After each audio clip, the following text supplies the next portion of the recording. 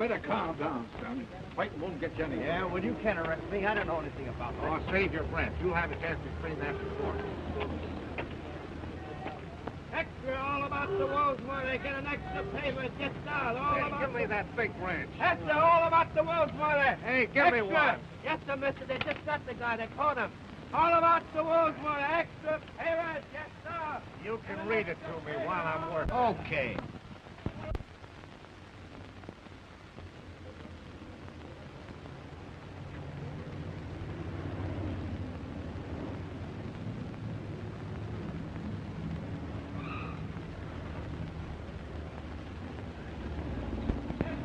Say, that guy looks like he's seen everything anyhow. Well, the old guy's troubles are over now. Gee, swell-looking dame. Much younger than the old boy. Say, that guy ain't no murderer. How do you know? Well, look at the face. Intelligent forehead and a swell pair of eyes. You can't tell by the face and eyes. Why, only last week they're telling me about it.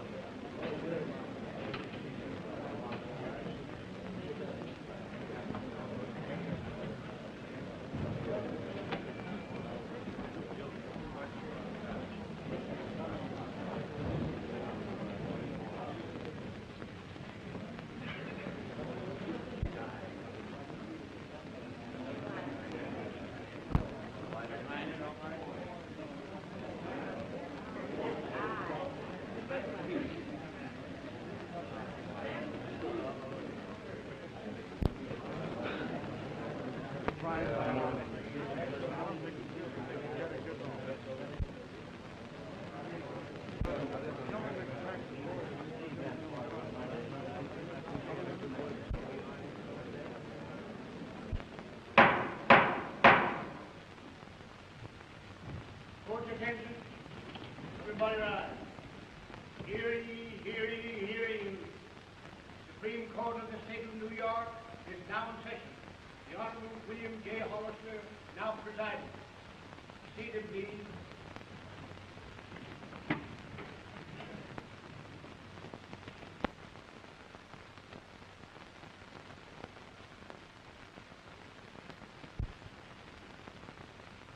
Prosecution may state its case.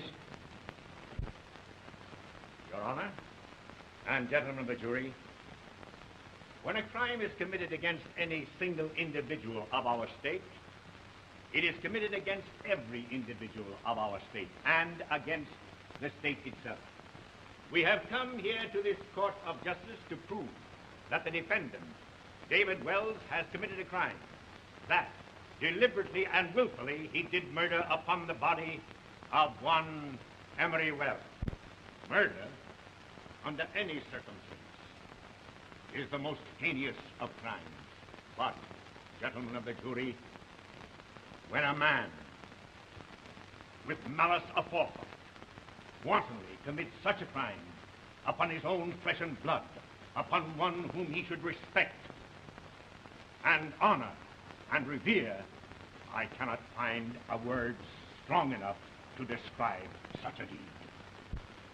Gentlemen, the state is going to prove that David Wells planned to kill and then did kill his own father. The state is going further than that. It is going to prove that this crime, without a single extenuating circumstance, was committed solely for a mercenary purpose. I am not now going to outline the state's case for the reason it's so obvious, so simple, and so completely convincing that I want you, gentlemen of the jury, to hear it as I first heard it from the testimony of the witnesses. I do not have to give you a picture of the events that led up to and immediately followed the crime. I do not have to explain motives and acts, because the testimony that you shall hear will make them so evident that you will be convinced, as the state is, that the defendant is guilty of murder in the first degree. Call the first witness. Mrs. Martha Gregory. Mrs. Martha Gregory, take the stand, please.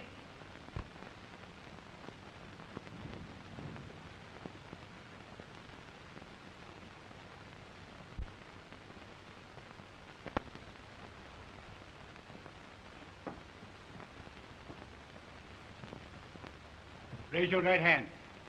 You solemnly swear the evidence you're about to give in this case to be the truth, the whole truth, and nothing but the truth, so help you God. I do. What's your name? Martha Gregory. You may sit down. Mrs. Gregory, what's your occupation? I was Emory Wells' housekeeper. Were you in the home of Emory Wells on October 2nd last? Yes, sir. You tell us in your own words, Mrs. Gregory, just what took place on the evening of October 2nd. Nothing very unusual happened until about 15 minutes after 9.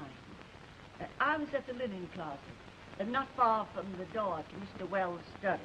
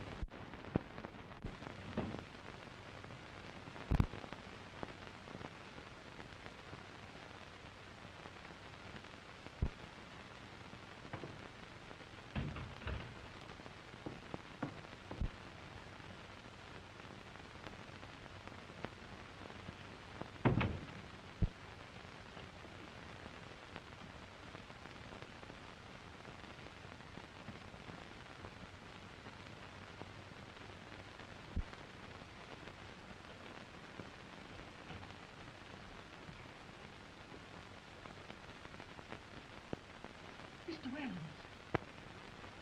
Mr. Wells!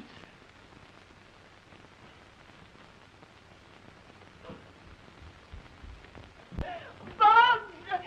Mrs. Wells! Oh.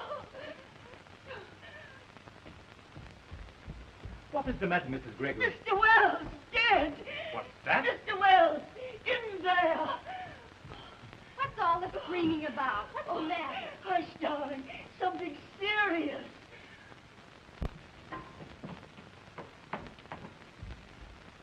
Why, what's the matter? Boss, phone the police.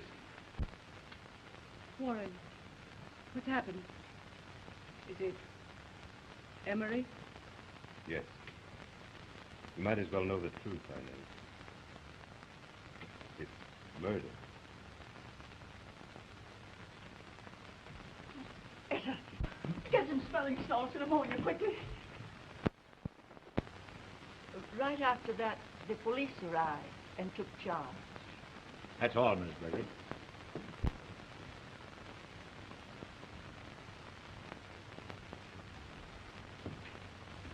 Mrs. Gregory, why did you delay?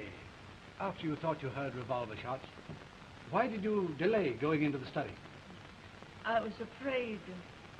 Afraid of what? I was afraid that something might have happened to Mr. Wells.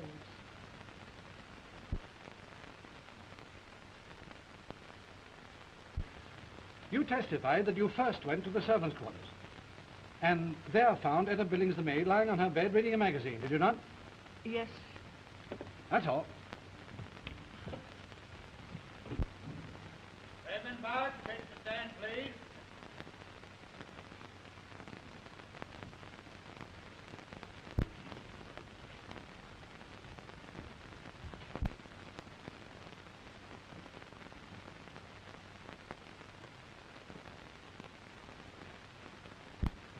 Raise your right hand. You solemnly swear the evidence about to give in this case to be the truth, the whole truth, nothing but the truth, so help you God. I do. What's your name? Boggs, sir. Raymond Boggs. Spelled with 2 G's. Yes, sit down.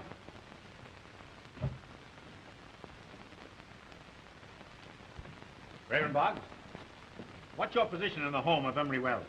I am the butler, sir. Tell us what happened there on the afternoon and evening of October 2nd. Early in the afternoon, I answered the telephone. It was Mr. Welch's son, David. It was the first time Mr. David had called in many months.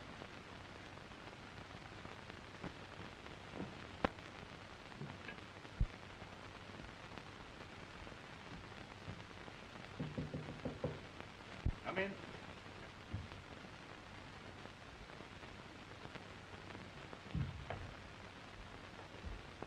Mr. David is on the telephone, sir.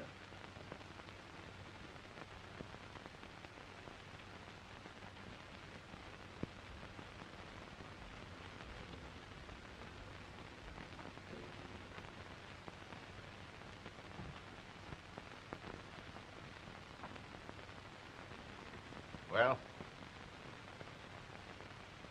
Yes.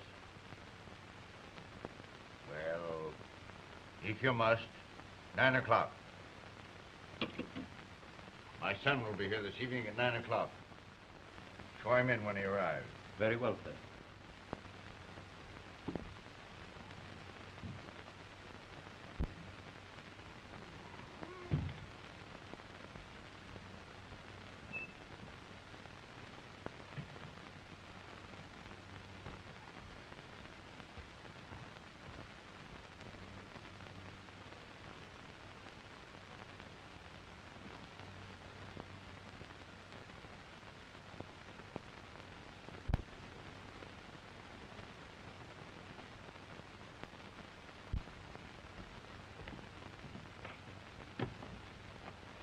How do you do, Mr. David? Hello, Boggs.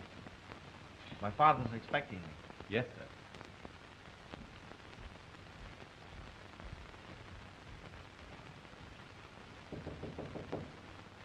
Come in.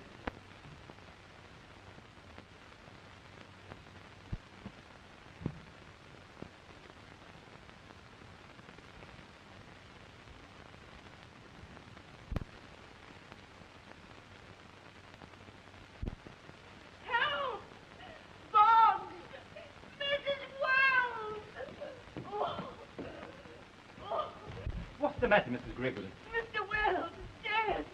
What's that? Mr. Wells, in there. And then Mr. Slade went into the room and found that Mr. Wells was dead.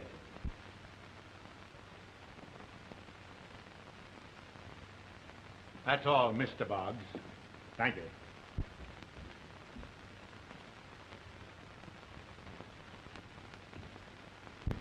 And when Mrs. Gregory's cry summoned you, just where did your path lead you? Into the lower hallway, sir. The living room is on one side of the hall, and the library on the other, is it not? Yes, sir. Now tell the jury just what you saw in the hall. Mr. Slade was crossing the hall from the foot of the stairs. Mrs. Wells didn't come down until later. Mr. Slade then was downstairs, and Mrs. Wells was coming down, is that it? Why, yes, sir. That's correct. I see. That's all. Mr. Warren, Slade will take the stand, please.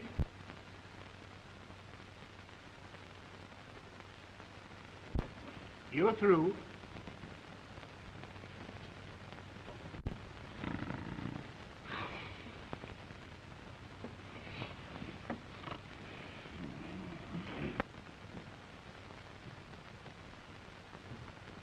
Solemnly swear the testimony about you giving this case to be the truth, the whole truth, and nothing but the truth, so help you God. I do. What's your name? Warren Slade.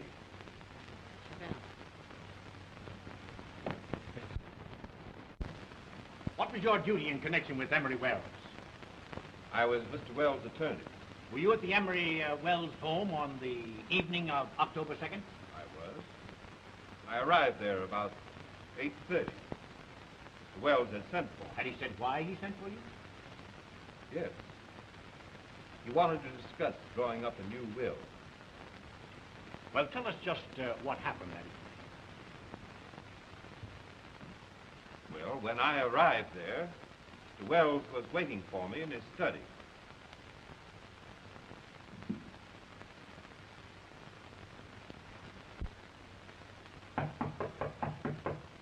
Come in. Good evening, Mr. Wells.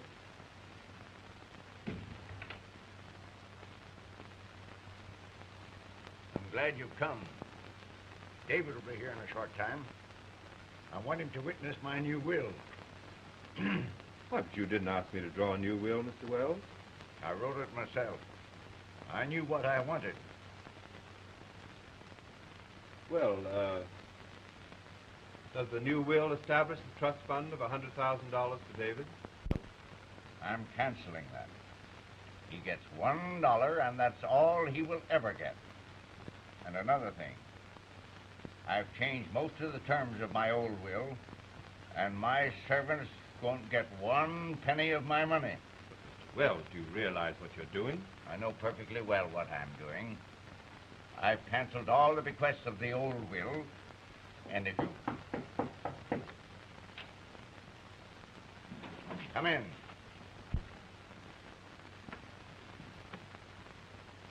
Good evening, Mr. Slade. Good evening, David. Good evening. Well, I'll leave you two gentlemen. Just wait for me, Slade. There's something else I want to see you about. All right, Mr. Wells.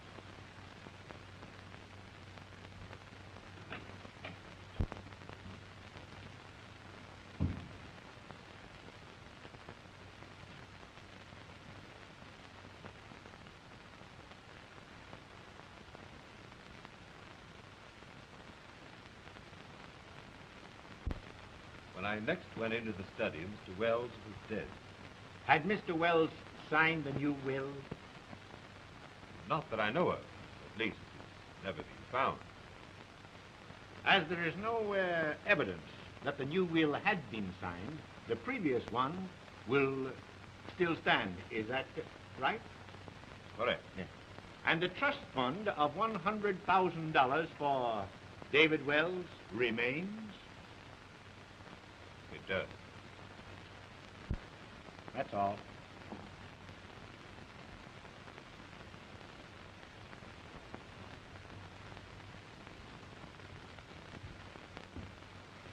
Mr. Slade, you were alone in the hall, were you not, when you heard Mrs. Gregory call for help?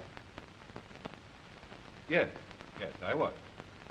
And tell me, have you any idea what that other matter was that Mr. Wells wanted to discuss with you? No, I haven't. That's all. Silence, Wells. Stand, please.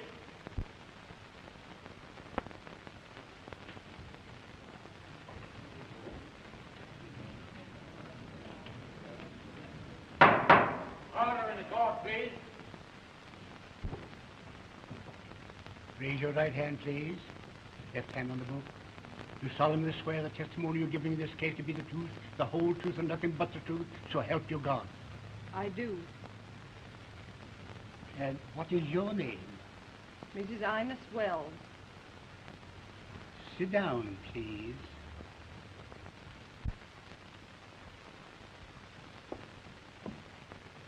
And Mrs. Wells, do you recognize these? Yes. They're a portion of the Wells collection of diamonds. Oh. Only a portion. Yes, that's just about half of them. Do you know where the rest are? No. They disappeared the night of my husband's death. I offer these as evidence. Mrs. Wells, how long since David Wells resided at your husband's house? About 3 months. Why did he leave? David and his father quarreled. Oh, they quarreled. What did they quarrel about? I don't know. David and his father were always close companions. It must have been something of a very serious nature. Object, Your Honor. The witness is giving opinions, not facts. Objection sustained. Strike out the last question and answer. That's all, Miss Wells. Thank you.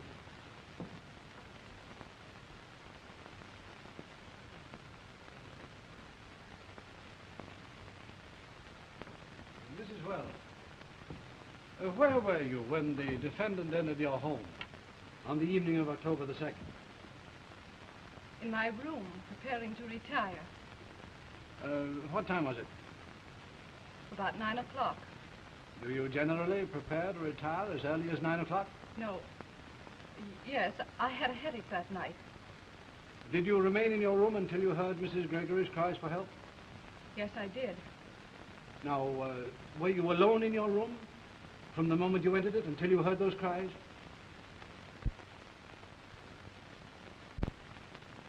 Were you, Mrs. Wells? No. Oh. Then someone came into your room. Mr. Slade came upstairs after he left Mr. Wells. Mrs. Wells, why did you receive your husband's attorney in your room when you were preparing to retire? I wanted to ask his advice about some stock I intended to purchase. How long did Mr. Slade remain in your room? Until we heard the noise from downstairs. What did the noise sound like? It might have been revolver shots? Yes, as though something heavy might have fallen, or a report, or... Yes, like a revolver shot. I see.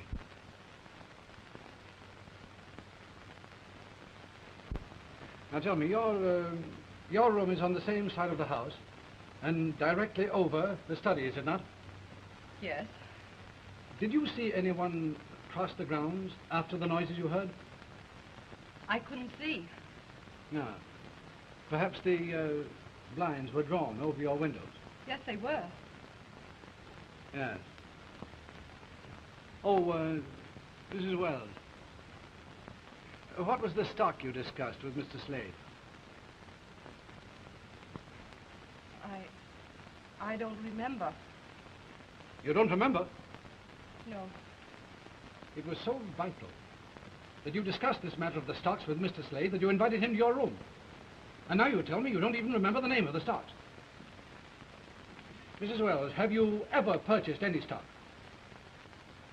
No. Order in the court, please. That's all. I'm all right, thank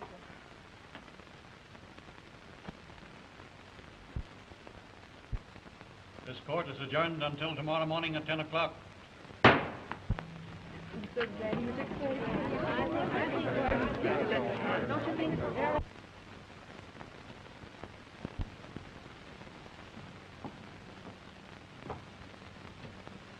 Raise your right hand. Put your left hand on the book. You solemnly swear the evidence you give in the case be the truth, the whole truth and nothing but the truth to help you God. I do. And what's your name? Etta Billy. Sit down. Miss Billings, on October the 2nd, what was your occupation? I was downstairs maid in Mr. Wells' home. Tell the jury what you heard and saw on that evening. I finished my work about 9 and thought I'd go out for a breath of fresh air.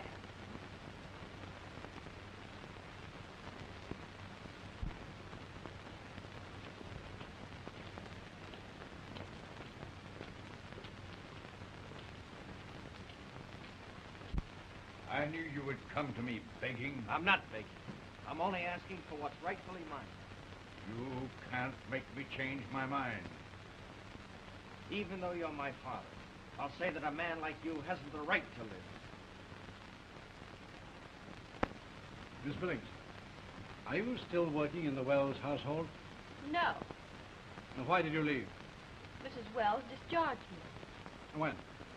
The day after Mr. Wells died. Tell me, how did you first obtain your position there? Mrs. Gregory got me the job. Mrs. Gregory takes great interest in you, doesn't she? Yes, she does. Is Mrs. Gregory any relation to you? I object, Your Honor. This line of questioning has no bearing on the case. What does counsel desire to prove by this line of questioning?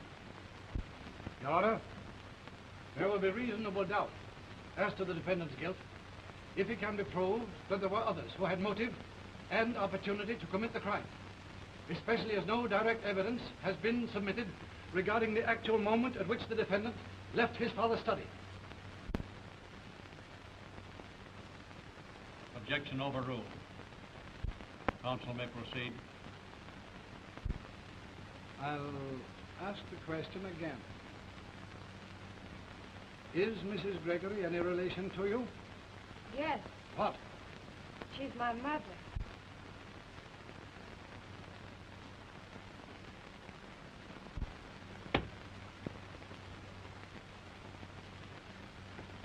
In her testimony, your mother spoke of being afraid.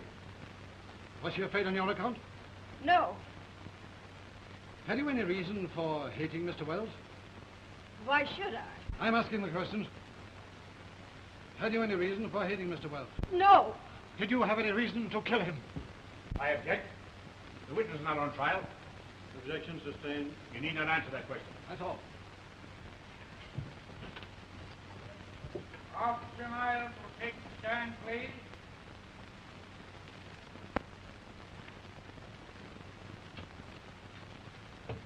You solemnly swear the testimony you're about to give in this case to be the truth, the whole truth, and nothing but the truth, so help you God. I do. What's your name? John Shannon Miles. Officer Miles, where did you do duty on October 2nd last? In Forest Hills. Did anything unusual happen near 57 Claiborne Drive that night? Yes, it did. About 9:20 that night, I was reporting to the station house.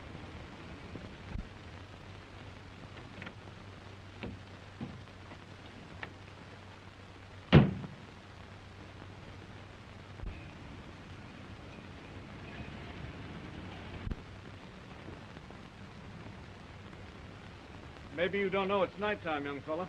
Where are your parking lights?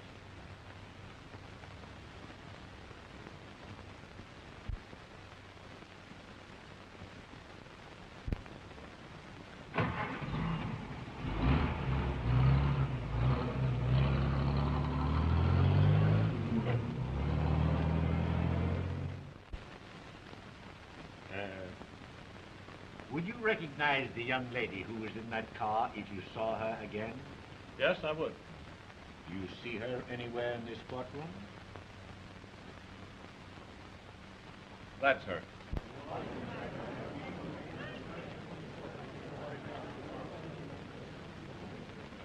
Order in the court, please. That's all.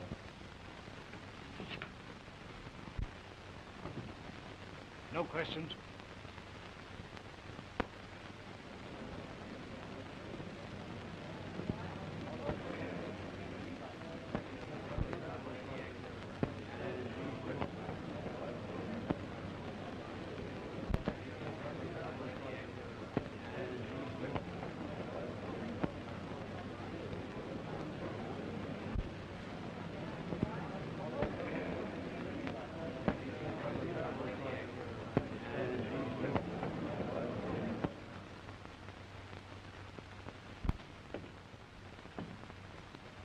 Lieutenant Elkins, you're on the homicide squad, are you not? Yes, Did you arrest David Wells? I did. Explain the circumstance under which the arrest was made. Well, the night that Emory Wells was killed, we couldn't find any trace of young Wells. But the next morning, I was making the rounds of the railroad stations and picked him up.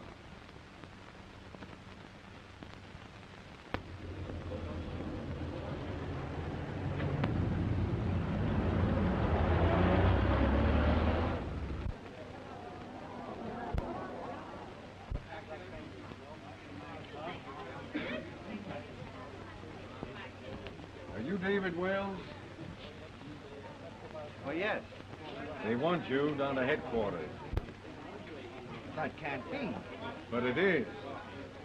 Making a getaway, eh? Alameda, Nevada. That'd be a great place to hide out. 2 tickets. Taking a lady? I don't know what you're talking about. Come along, the chief will tell you all about it. Listen, you can't. I don't want to. Captain Elkins, the defense is perfectly willing to concede that Emory Wells met his death by a .32 caliber bullet. But have you found the gun from which that bullet was fired? No. Now, the mere fact of discovering a bullet would have no bearing on who fired the shot, would it? No. That's all.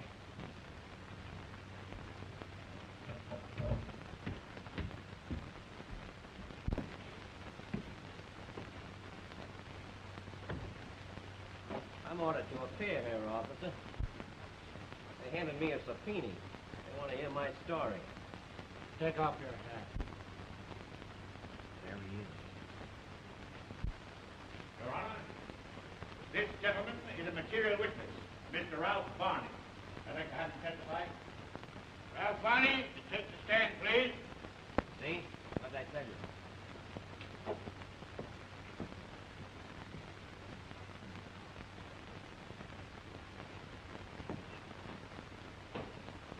Raise your right hand. To the left hand of the Bible. You solemnly swear the testimony you've given this case to be the truth, the whole truth, and nothing but the truth to help you God. Yeah, What's your name? Ralph Varney. Sit down. Mr. Varney, are you a married man? Certainly. Living with your wife? I was until lately. Until when? Exactly. October 2nd. She didn't come home that night. I waited up until about 2 o'clock, and then there wasn't any more music on the radio to keep me awake, so I locked the door and flopped. Your wife didn't come home all night. Is that right? She ain't been home yet. Say, do you know anything a guy can do to make his wife behave? Order in the court. I shall not warn the spectators again. I'll have the courtroom cleared. Proceed. Do you know where your wife was on the night of October 2nd? Yes. With David Wells. That's all. Mr. Varney, just what is your occupation? What? I beg your pardon. Just what do you work at? Oh. Well, I'm right between jobs at the minute. I see. And when you do a job, just what sort of a job do you do? Oh, I sell, Say, you ain't going to use this against me, are you? No. You may answer the question. Well, I sell the real McCoy. I'm sorry, I haven't got a bit right now. They've been knocking all the boats over lately. Oh, that's too bad. You mean you're a bootlegger? Well, I guess that's just what you call it. But I got something good coming up, and I think I'm going to land it. Revenue officer. Splendid.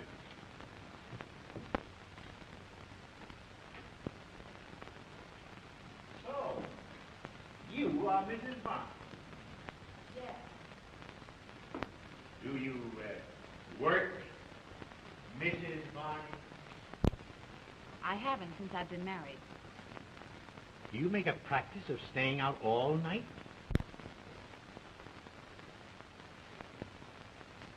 I believe my husband answered that.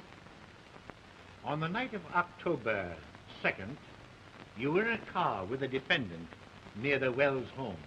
When you left there, where did you go? I can't say. You mean you refused? I mean, I can't. On October the 3rd, the defendant bought 2 railroad tickets for Nevada.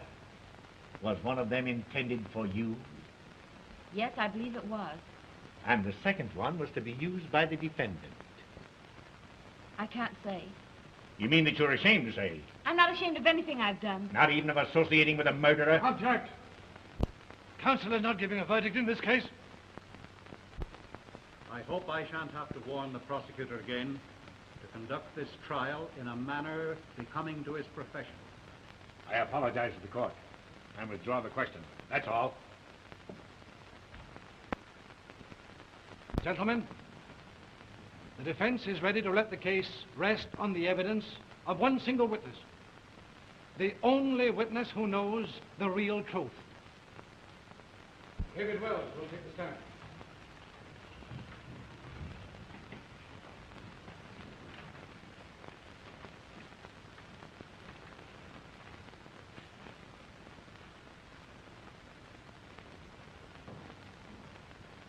Raise your right hand and left hand the left. You solemnly swear the testimony about your gift in this case to be the truth, the whole truth, and nothing but the truth, so help you God. I do. What's your name? David Welch. Sit down. Dave, I want you to tell, in your own way, exactly what happened on the evening of October the 2nd.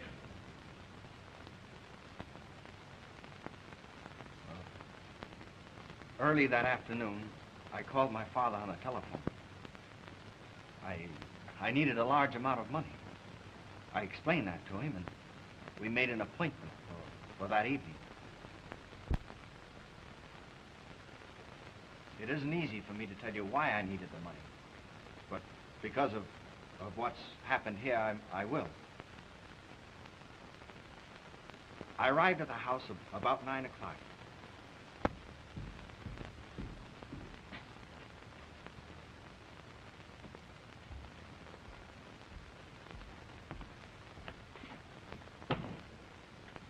How are you, Mr. David? Hello, Boggs. My father's expecting me. Yes, sir.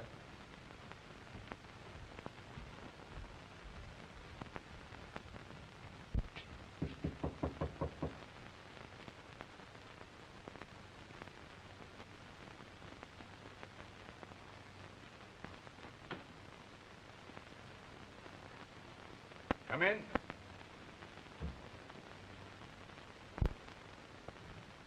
Good evening, Mr. Slade. Good evening, David. Good evening. Well, I'll leave you, gentlemen. Wait for me, Slade. Something else I want to talk to you about.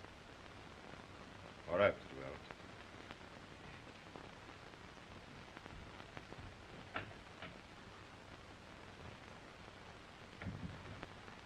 I haven't come to ask you for anything except what's rightfully mine. You haven't anything in this house. I beg your pardon, sir. You have the diamonds that were left for my aunt. Half of them were willed to me. And what are you going to do with them? For the first time in my life, I need the money that they'll bring. And I need it badly. That doesn't tell me anything. You want it for a woman, I suppose. Yes. She's married. Hmm. Oh, all of us make mistakes. And her marriage was one of her mistakes. She can get a divorce only on one condition. She has to buy it. Oh, I'm not ashamed of her decent love. And that's what it is. I want her to be free. I want to buy her freedom. So that we might be married.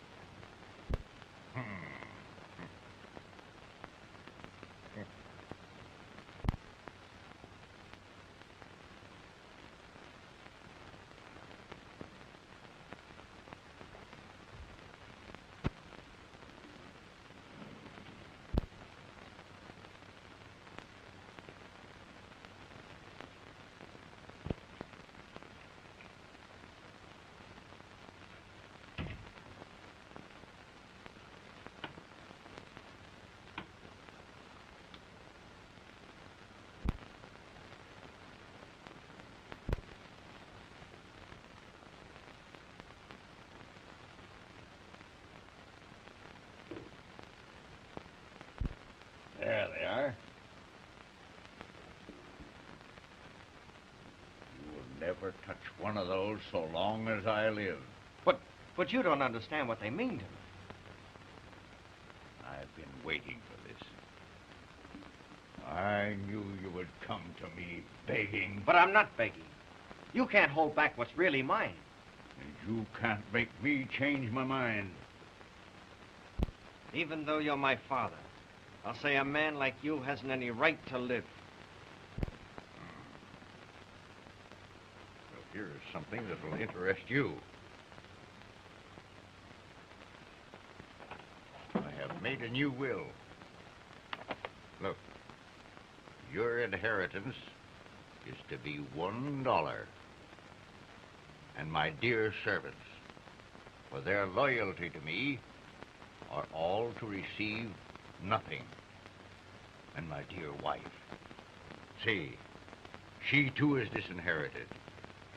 And if any of them contest this will, they shall have to contest the reason for their disinheritance. Come on. Witness the signature to this. You expect me to sign that? Oh, you refuse. Well, well. You want the diamonds? Now, I might make a bargain with you. I don't have to, but I might. I'm not witnessing any signature. Come on. Sit down and put your name there, and you shall have your share of the diamonds.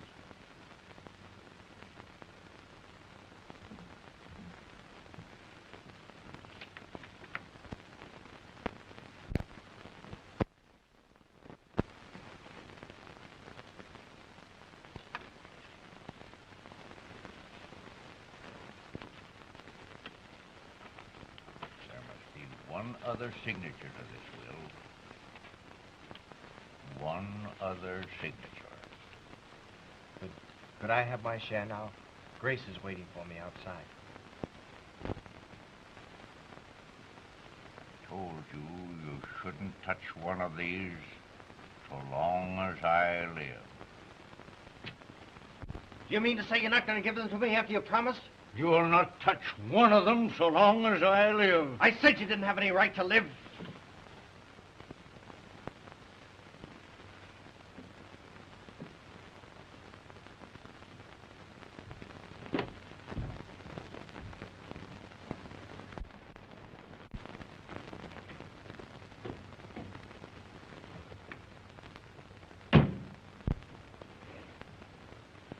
David, did he agree? No. And it's even worse than that.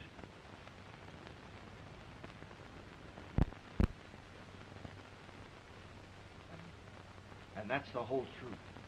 I swear it.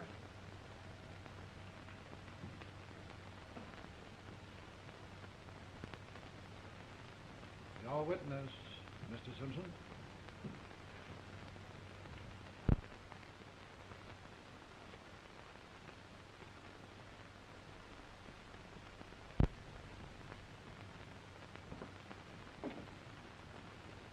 You left your father's home 3 months ago. What was the reason? I can't tell.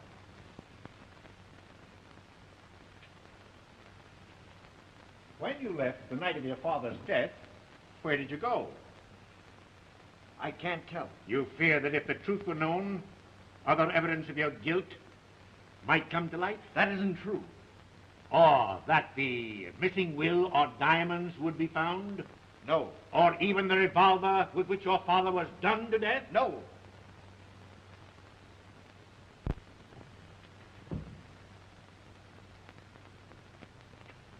The day after your father was murdered, you were running away, were you not? No. There was only one way left for Grace to secure her freedom. That's why we were going away, to get her divorce. Isn't it true that you were the last person to see him alive? I don't know. But you did say that your father hadn't any right to live. Yes, I did. Then you admit that you killed your father. Why, no, of course not. Well, he was dead when you last saw him. Yes. No, he Well, was... which do you mean? Yes or no? My father was alive when I left him. Where did you go after you left your father?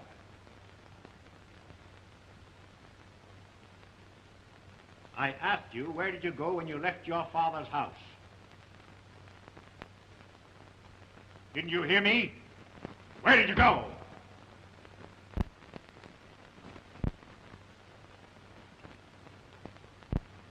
It might be to your advantage to answer that question, my boy.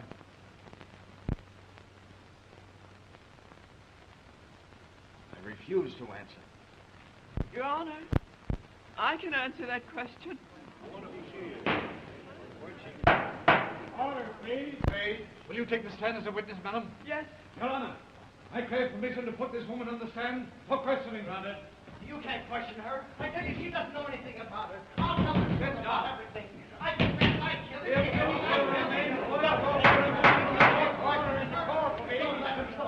She can't say anything about it. She doesn't know anything about it. Raise your right hand, please. Your left hand on the Bible. You solemnly swear to the testimony you're giving in this case to be the truth, the whole truth, and nothing but the truth, so help you God. I do. Your name, please. Mary Stevens. Sit down.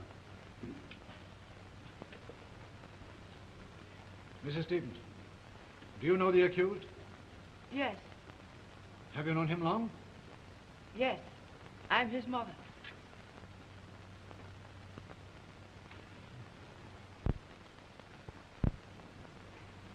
Then you are Mr. Wells's first wife. Emory promised to marry me. Continue, Mrs. Stevens.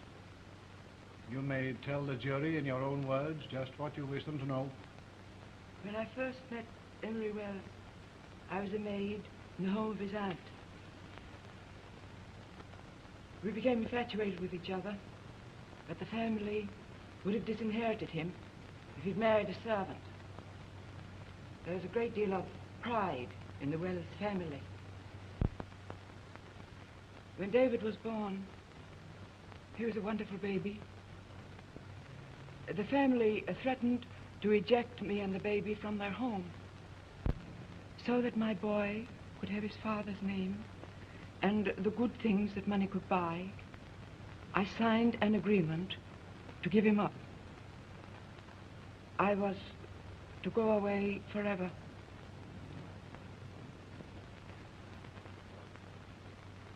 I never saw him again until 3 months ago. I object, Your Honor, on the grounds that the matter referred to by the witness is incompetent, irrelevant, and immaterial.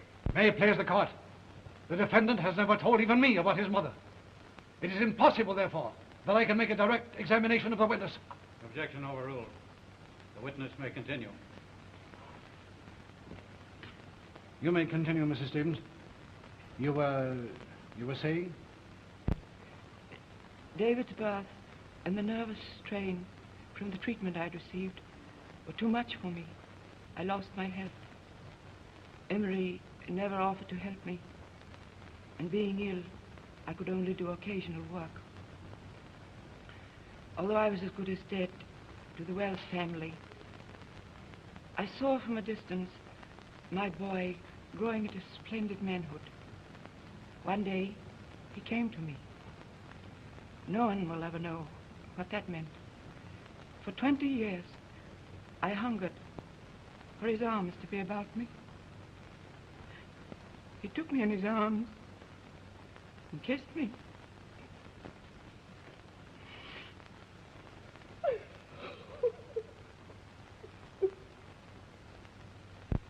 Your Honor, I object. This is not testimony. It has no bearing on the case in this court. The witness has stated that she can tell where the accused went after he left his father. Objection overruled. Witness may continue.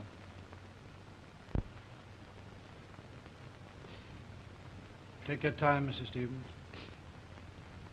You were saying that your son came to you 3 months ago.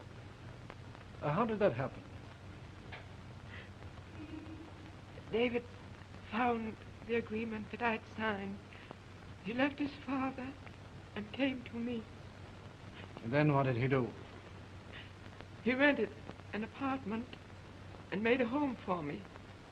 It was then that he met Grace Varney. They both tried to make me happy. David never saw his father again until that night.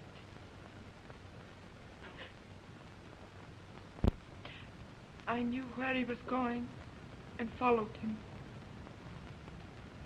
When he left his father's house, I saw him, but David didn't see me. Emory was alive and well. when his son left him.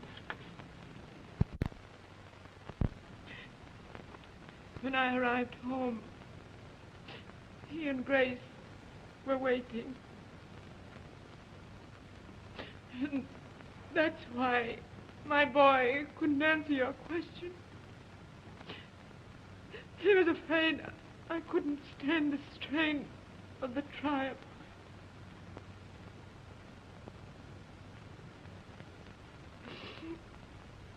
The other ticket he bought was for me.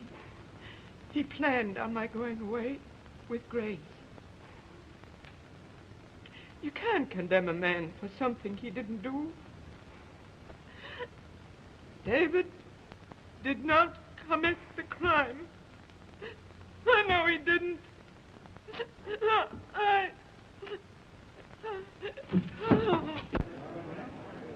Is there a doctor in court? Get one, please. This court is in recess. Oh, get me some water, please. Water.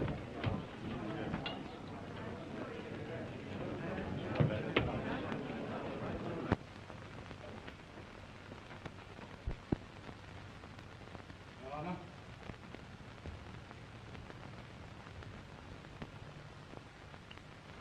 Gentlemen of the jury, you have the life of a man in the hollow of your hands. The life of an innocent man. The revelations of this case have been as new, as strange, as overwhelming to me as they must have been to you.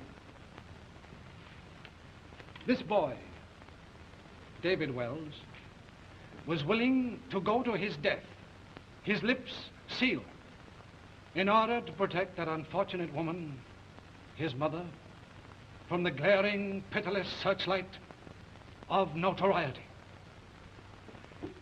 Gentlemen of the jury, the state has founded its case on nothing but circumstantial evidence.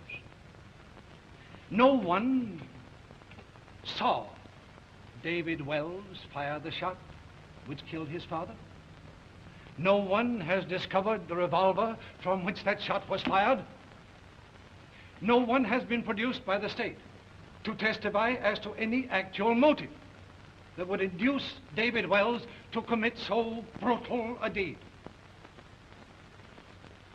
Gentlemen, Mrs. Stevens herself swore under oath that she saw David Wells leave his father's study, and when he left his father's study, Mrs. Stevens testified that Emory Wells was alive and well. Gentlemen, there is not one shred of direct evidence against the defendant. Would you take the life of any man on such flimsy, indefinite, unsubstantiated evidence as has been submitted by the state?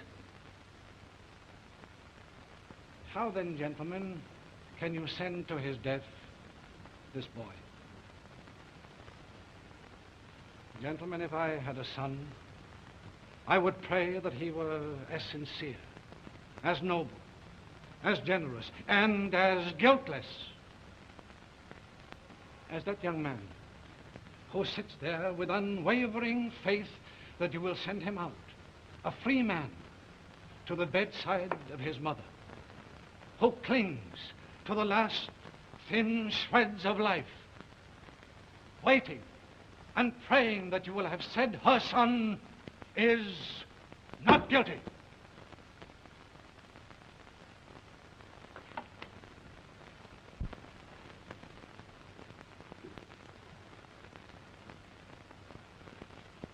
My worthy opponent has made a splendid appeal, because he has appealed to your hearts. But, gentlemen, the law knows no appeal to the heart. It must be an appeal to the reason. It is a question of right or wrong. We may sympathize with David Wells, but we cannot absolve him of the crime he has committed. He has broken the law.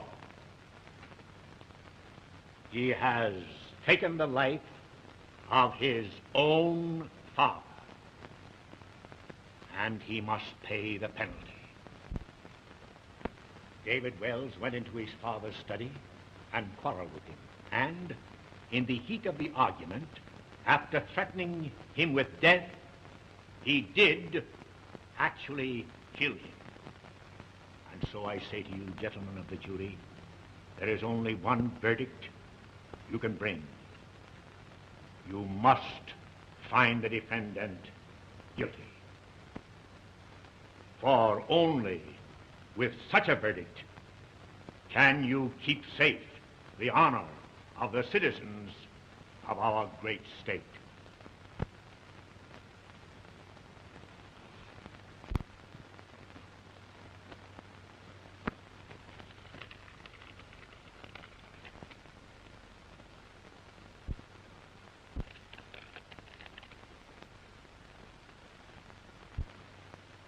Gentlemen, it's unanimous.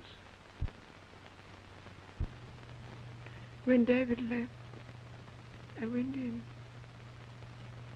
I told Emory that I'd make a scandal of everything unless he did what was right. He tried to force me out. Then he reached for a gun and threatened me. I grabbed the gun and shot him. I killed David's father. I took the diamond and the will. And then I went home.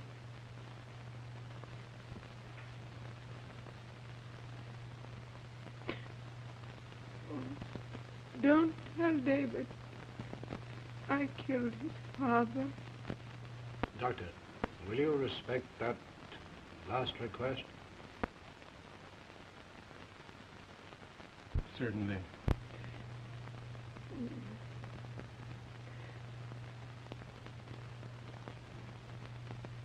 I just wanted a little happiness with my boy. I'm glad it turned out this way. The children will be happy with each other. And I'll be happy too.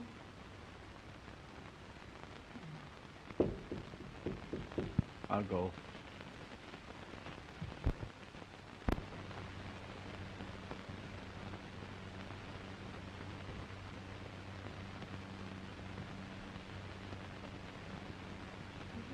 David.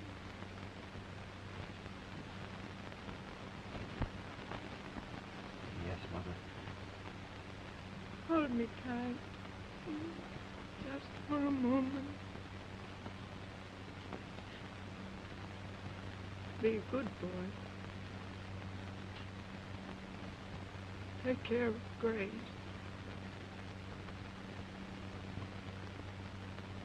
I'm all right. Are you there, David? Yes, Mother. I can't see you.